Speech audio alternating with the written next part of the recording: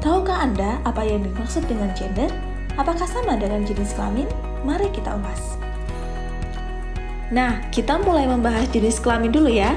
Ini adalah perempuan, kemudian laki-laki. Dari kedua tabel tersebut, kita bisa melihat bahwa jenis kelamin itu merupakan perbedaan kondisi biologis, kodrat, universal, dan tidak dapat dipertukarkan. Nah, selanjutnya kita mulai masuk kepada gender. Jadi sebenarnya gender itu adalah sebuah pembedaan sifat, peranan, fungsi, dan status antara perempuan dan laki-laki, tetapi bukan berdasarkan kondisi biologis, melainkan pada relasi sosial budaya yang dipengaruhi oleh struktur masyarakat. Contohnya, kita sering mendengar bahwa laki-laki itu tugasnya bekerja, sedangkan perempuan harus mengurus rumah. Padahal, seharusnya perempuan dan laki-laki bisa membagi peran yang seimbang dalam rumah tangga. Selain itu, laki-laki dan perempuan juga memiliki hak bekerja atau aktualisasi diri. Contoh yang kedua, kita juga sering mendengar bahwa perempuan tidak perlu mengenyam pendidikan terlalu tinggi karena nantinya hanya akan mengurus rumah, atau laki-laki tidak perlu bersekolah tinggi, yang penting bisa bekerja secepatnya. Padahal, seharusnya laki-laki dan perempuan punya kesempatan yang sama dalam pendidikan. Contoh yang ketiga, kita juga terbiasa mendengar bahwa sebenarnya laki-laki itu tidak boleh menangis. Padahal, seharusnya laki-laki juga boleh menangis. Contoh selanjutnya, kita juga sering mendengar bahwa ada yang banyak mengatakan pemimpin yang paling baik adalah laki-laki. Padahal seharusnya perempuan dan laki-laki punya kesempatan yang sama untuk memimpin. Ada laki-laki yang lebih baik dalam memimpin, ada juga yang lebih baik perempuan. Jadi, kepemimpinan bukan tergantung pada jenis kelamin, tapi kompetensi masing-masing individu. Konstruksi-konstruksi tentang gender tersebut menimbulkan adanya isu gender dalam masyarakat. Isu gender sendiri adalah permasalahan yang disebabkan oleh ketimpangan gender atau peran sosial tadi pada laki-laki dan juga perempuan. Tahukah Anda bahwa kasus stunting itu adalah salah satu dari isu gender? Pernikahan anak di bawah umur itu juga merupakan salah satu isu gender loh. Kasus perceraian dan kekerasan dalam rumah tangga itu juga salah satu isu gender. Pemimpin di daerah di DIY seperti lurah juga masih didominasi oleh laki-laki. Selain itu, anggota BPKAL atau Badan Permusyawaratan Kalurahan juga masih didominasi oleh laki-laki. Lalu, bagaimana cara mengatasi permasalahan-permasalahan yang terjadi yang disebabkan oleh isu gender tersebut? Caranya dapat menggunakan strategi dalam perencanaan pembangunan, yaitu strategi pengarus utamaan gender.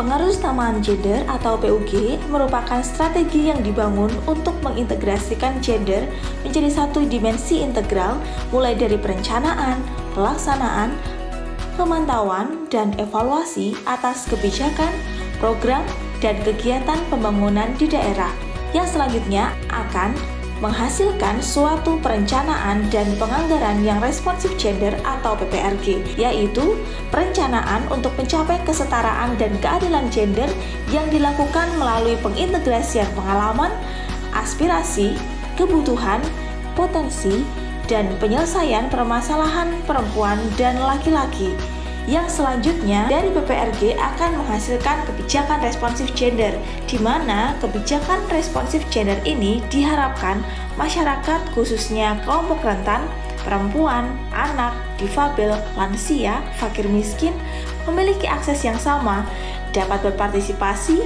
mampu mengambil kontrol, dan menerima manfaat pembangunan. Jadi, yang pertama harus dilakukan yaitu melakukan PPRG di wilayah kerja masing-masing. PPRG dilakukan dengan menggunakan alat analisis Gender Analysis Pathway atau GAP. GAP membantu perencana melakukan pengarus utamaan gender dalam perencanaan kebijakan atau program atau kegiatan pembangunan. Melalui GAP dapat diidentifikasi adanya kesenjangan gender serta sekaligus menyusun rencana aksi melalui program atau kegiatan pembangunan dalam rangka memperkecil atau menghapus kesenjangan gender. Nah, mari kita berpraktek melakukan GAP dan GBS dengan mengambil contoh di salah satu kalurahan. Dengan adanya berbagai isu gender di Kalurahan Pandowoharjo Sleman, maka prioritas pembangunan di kalurahan saat ini adalah merespon isu gender tersebut. Hal ini akan dimulai dengan tahap perencanaan melalui program pada BPD atau BPKAL. Karena BPD merupakan mitra strategis pemerintah kalurahan dalam pembangunan yang jarang tersentuh dengan peningkatan kapasitas terkait PPRG. Maka, marilah kita membuat gender analysis pathway untuk peningkatan kapasitas BPD di Kalurahan Pandowoharjo agar dapat merespon isu-isu yang ada dengan tepat sehingga kebijakan atau program pembangunan yang diambil dapat tepat sasaran. Untuk langkah pertama, mari kita tuliskan kebijakan atau program atau kegiatan yang akan dianalisis sesuai dengan RAB atau DPA di masing-masing instansi. Kemudian, di bawahnya kita tuliskan tujuan dari program atau kegiatan tersebut. Pada langkah kedua, kita sajikan data terkait sebagai dasar perumusan masalah. Dalam kebijakan atau program yang kita ambil, terkait peningkatan kapasitas BPD atau BPKAL, maka dapat kita sajikan data-data terkait seperti keterwakilan perempuan pada keanggotaan BPKAL atau BPD di tingkat kabupaten, kemudian dapat lebih spesifik di tingkat kalurahan, kemudian dapat disimpulkan bahwa keterwakilan perempuan dalam keanggotaan BPD sangat sedikit atau kurang dari 30%. Kemudian dapat juga diberikan informasi tambahan bahwa belum pernah dilakukan peningkatan kapasitas BPD terkait pengarus utamaan gender.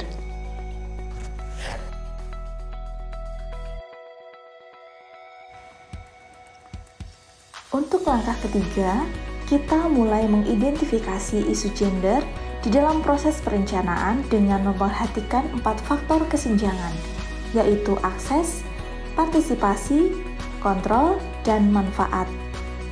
Pada bagian akses, kita dapat mengidentifikasi bagaimana kesenjangan akses dirasakan oleh kelompok rentan.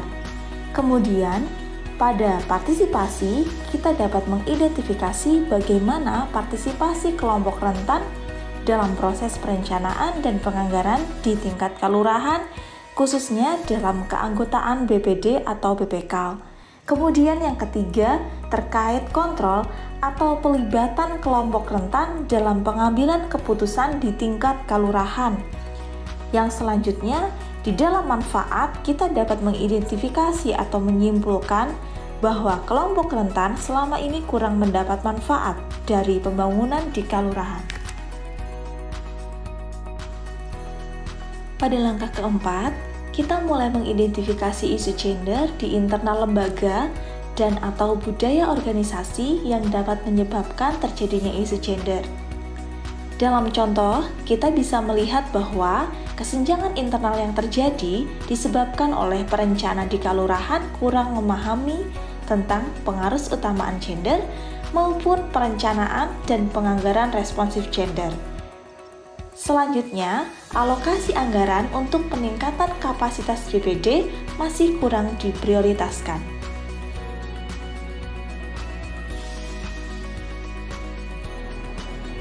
Langkah kelima, kita akan mengidentifikasi faktor eksternal yang menyebabkan kesenjangan.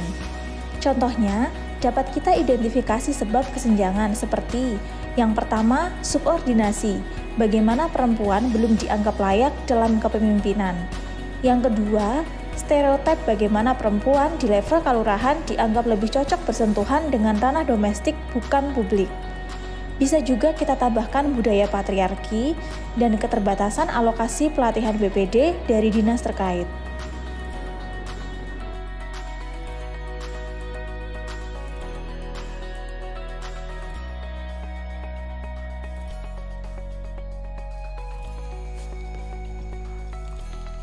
Pada langkah ke-6, kita tuliskan reformulasi tujuan dari langkah 1.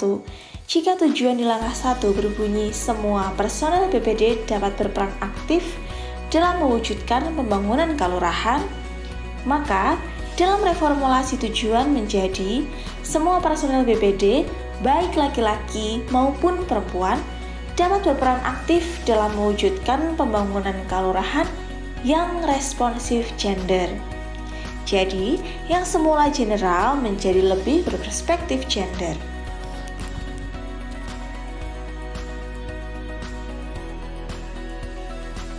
Selanjutnya, pada langkah ke-7, kita tuliskan rencana aksi yang akan diambil sebagai pelaksanaan dari program atau kegiatan responsif gender yang sudah ditentukan. Dalam contoh kebijakan atau program yang kita ambil, maka dapat kita tuliskan rencana aksi yang pertama, peningkatan kapasitas BPD terkait konsep gender dan pengarus utamaan gender. Kemudian yang kedua, peningkatan kapasitas BPD dalam perencanaan dan penganggaran di tingkat kelurahan yang responsif gender.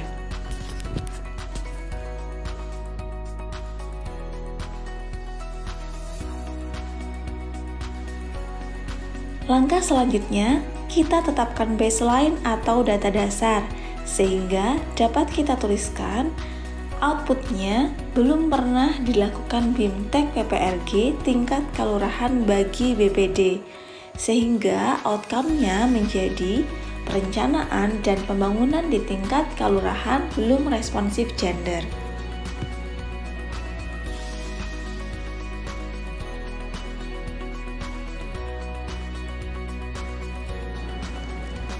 Langkah selanjutnya, kita tetapkan indikator gender yang dapat diukur sesuai dengan baseline yang ditetapkan.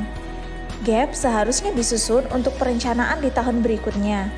Pada contoh, tahun saat ini dimisalkan tahun 2021, sehingga dituliskan untuk tahun 2022 yang berbunyi, outputnya menjadi BIMTEK PPRG di tingkat kelurahan sebanyak 1 kali pada tahun 2022, yang didasarkan pada baseline bahwa belum pernah dilakukan BIMTEK PPRG, sehingga untuk pengukuran hasilnya nanti akan diambil menjadi sebanyak 1 kali pada tahun 2022.